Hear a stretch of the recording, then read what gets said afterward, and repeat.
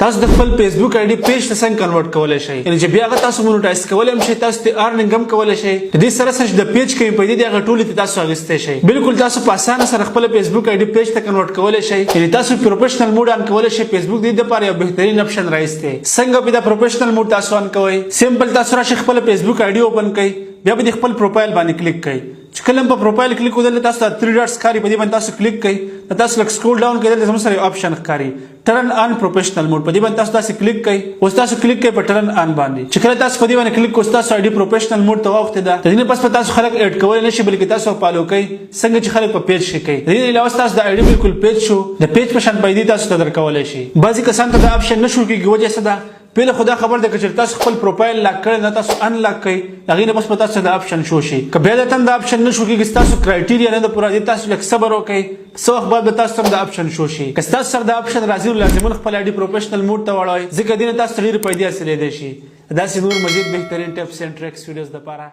آی ډي ضرور